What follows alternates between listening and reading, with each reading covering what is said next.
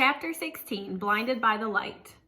As our story continues, reader, we must go backward in the time to the birth of a rat named Despereaux and called Roscuro, a rat born into the filth and darkness of the dungeon, several years before the mouse Despereaux was born upstairs in the light. Reader, do you know the definition of the word Despereaux? If you look in your dictionary, you will find that it means the arrangement of light and dark, darkness and light together.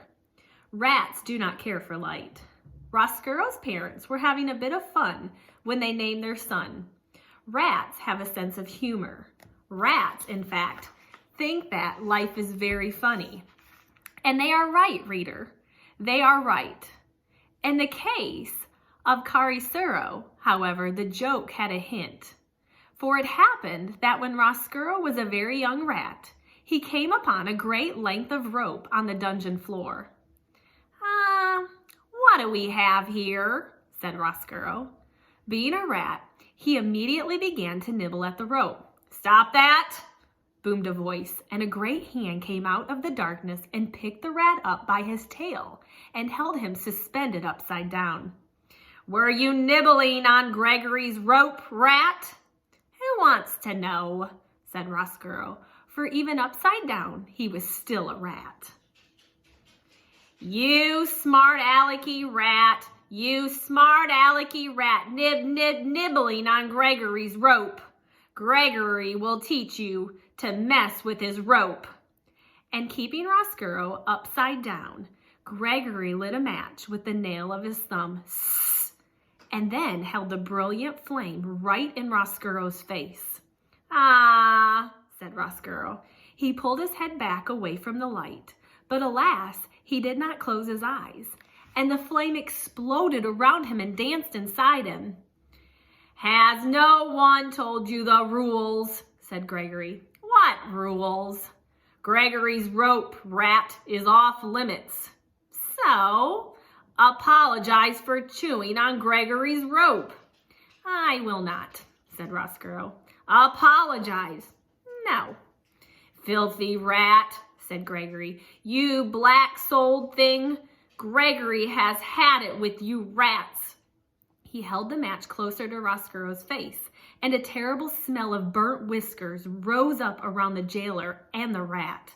And then the match went out, and Gregory released Roscuro's tail. He flung him back into the darkness. "Do not ever touch Gregory's rope again, or you will be sorry." Roscuro sat on the dungeon floor. The whiskers on the left side of his face were gone. His heart was beating hard, and though the light from the match had disappeared, it danced still before the rat's eyes, even when he closed them. "Light," he said aloud, and then he whispered the word again, "light."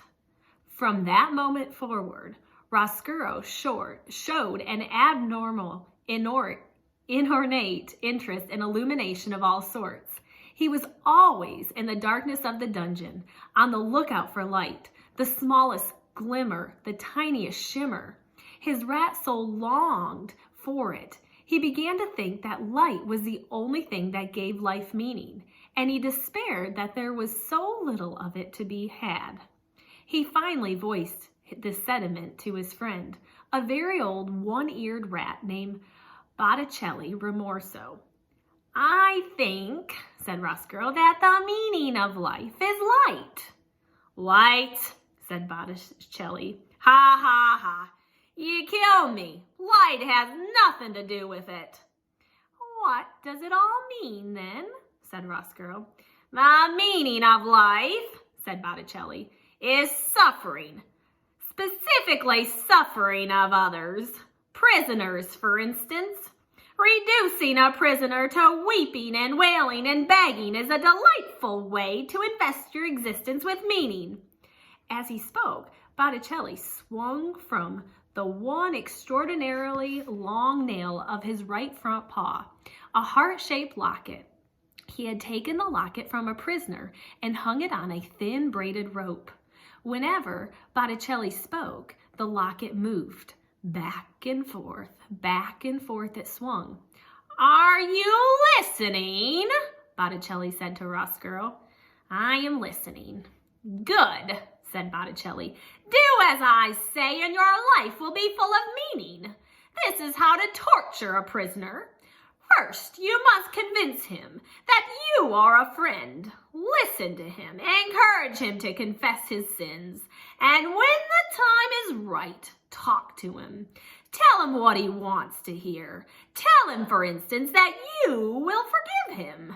This is a wonderful joke to play upon a prisoner, to promise forgiveness. Why? Said Roscoe. His eyes went back and forth, following the locket. Because, said Botticelli, you will promise it. Ha! But you will not grant it. You will gain his trust, and then you deny him. You refuse to offer the very thing he wants.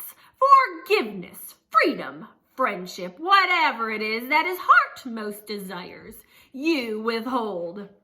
At this point in his lecture, Botticelli laughed so hard that he had to sit down and catch his breath. The locket swayed slowly back and forth and then stopped altogether. Ha, said Botticelli. Ha, ha, ha.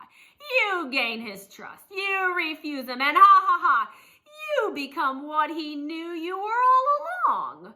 What you knew you were all along. Not a friend, not a confessor, not a forgiver, but ha, ha, ha, a rat. Botticelli wiped his eyes and shook his head and sighed a sigh of great contentment. He set the locket in motion again. At that point, it is most effective to run back and forth over the prisoner's feet, inducing physical terror along with the emotional sort. Oh, he said, it is such a lovely game,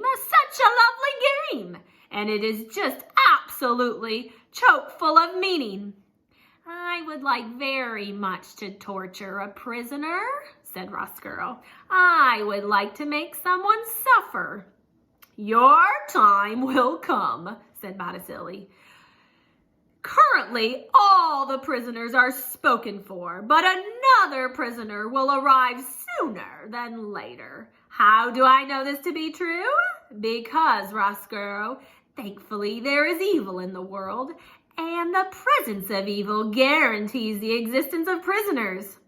So, soon there will be a prisoner for me? Yes, said Botticelli, Romarso. Yes, I'm looking forward to it. Ha, ha, ha. Of course, you're looking forward to it. You are looking forward to it because you are a rat. A real rat. Yes, said Roscoe. I am a real rat. Concerned not at all with the light, said Botticelli. Concerned not at all with the light, repeated Roscoe. Botticelli laughed again and shook his head. The locket, suspended from the long nail on his paw, swung back and forth, back and forth. You, my friend, are a rat. Exactly. Yes. Evil, prisoners, rats, suffering. It all fits together so neatly, so sweetly. Oh, it is a lovely world, a lovely dark world.